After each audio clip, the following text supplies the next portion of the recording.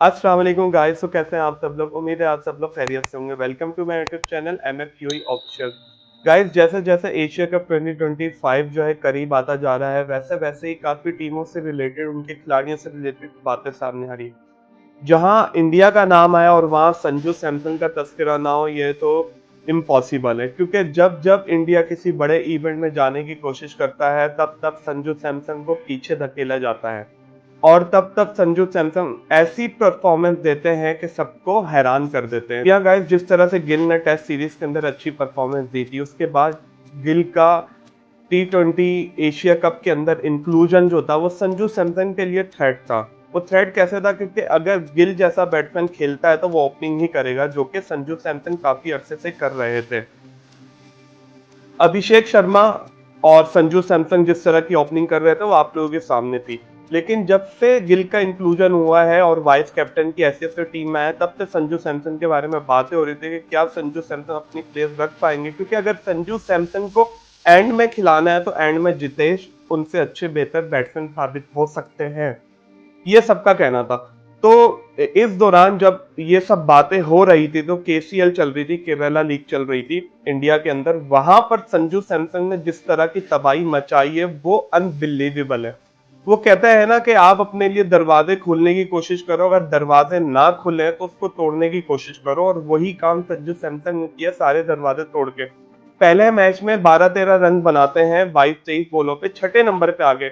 मेरे ख्याल से संजू सैमसन ने ये सोचा था कि कहीं ना कहीं मैं एंड में आगे कोशिश करता हूँ कि अगर छठे नंबर पे मैं इंडियन टीम में जगह बना पाऊं, जो कि एक पूरा इन्वायरमेंट सेट किया जा रहा था संजू सैमसन के लिए। संजू सैमसन जाहिर से बात है ओपनिंग करते हैं, तो वो पहले मैच में नाकाम रहे। उसके बाद जिस तरह से उस बंदे ने बैटिंग की है ना, वो एक इम्पॉसिबल है। लाइक के 121, 81, फिर मेरे ख्याल से 67 बनाए, फिर अगेन 88, 89 बनाए, और तकरीबन 30-32 छक्के लगा चुके हो KCL के अंदर।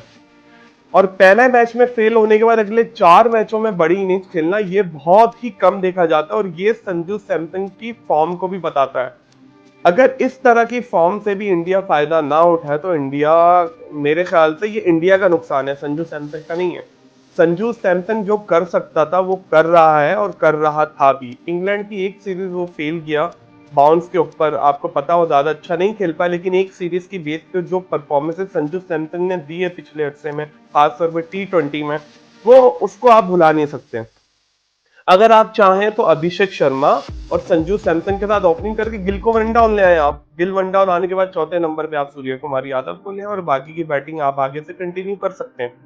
लेकिन जो एक्सप्लोसिव बैटिंग जो संजू सैमसन जैसा बैट्समैन दे सकता है ना, वो जो है शुभमन गिल नहीं दे सकता। और इंडिया जहां पे इतने क्रिकेटर हैं, इतने क्रिकेटर, वहां पे आप शुभमन गिल जैसा बैट्समैन ले आओ, तो ये समझ से भी बालातर है। ठीक है, आप दुबई में क्रिकेट खेलोगे, दुबई की स्लो विकेट होती हैं, लेकिन संजू सैमसन भी स्लो विकेट से स्पिनर्स के खिलाफ अच्छा खेल लेता है। ऐसा नहीं है कि वो बिल्कुल ही एक्सपोज हो जाता है। लेकिन जहाँ इंडिया का नाम आता है, तो वहां इंडिया के नाम के आगे एक्सप्लोसिव बैट्समैन आते हैं, क्योंकि एक के पीछे एक है। अभिषेक शर्मा नहीं होता तो जायसवाल होता। ठीक है, अगर आप मिडिल ऑर्डर के नाम ले तो मिडिल ऑर्डर में श्रेयस अय्यर भी हो सकते थे, लेकिन नहीं है। तो कहने की बात यह है कि इंडिया जहां पर बैटिंग फैक्ट्री इस वक्त मौजूद है, वहां पर आप शुभमन गिल को इंक्लूड करो, और संजू सैमसन जो काफी अरसे से खेलते चले आ रहे थे, उसको बाहर कर देना, ये बहुत बड़ी ज्यादती होगी संजू सैमसन के साथ। टीम में जरूर शामिल है, लेकिन कहने की बात यह कि प्लेइंग 11 में क्या संजू सैमसन खेलेंगे कि नहीं खेलेंगे, ये देखना बाकी है। जो करंट परफॉर्मेंस है, उस हिसाब से तो संजू सैमसन को ओपनर आना ही आना चाहिए।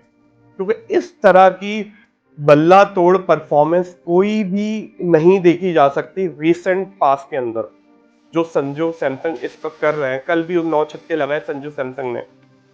पहले मैच में फेल, दूसरे में सेंचुरी, तीसरे में 50, चौथे में 50 और पांचवें में 50, लगातार हर मैच में बल्ला तोड़ परफॉर्मेंस दे रहे हैं। तो गाइस, आपका क्या कहना है? क्या संजू सैमसन को ओपनर आना चाहिए अभिषेक शर्मा के साथ? तो प्लीज कमेंट में अपनी राय जरूर दिएगा, और बताइएगा कि क्यों आना चाहिए। अगर नहीं आना चाहिए तो वो भी जरूर बताइएगा क्यों नहीं आना चाहिए। क्या Shubman Gill one down position पर खेल सकते हैं कि नहीं खेल सकते हैं, ये भी आप लोगों को पता होना चाहिए। तो मिलते हैं आपसे नेक्स्ट वीडियो में, तब तक के लिए मुझे इजाजत दीजिए। अल्लाह हाफिज।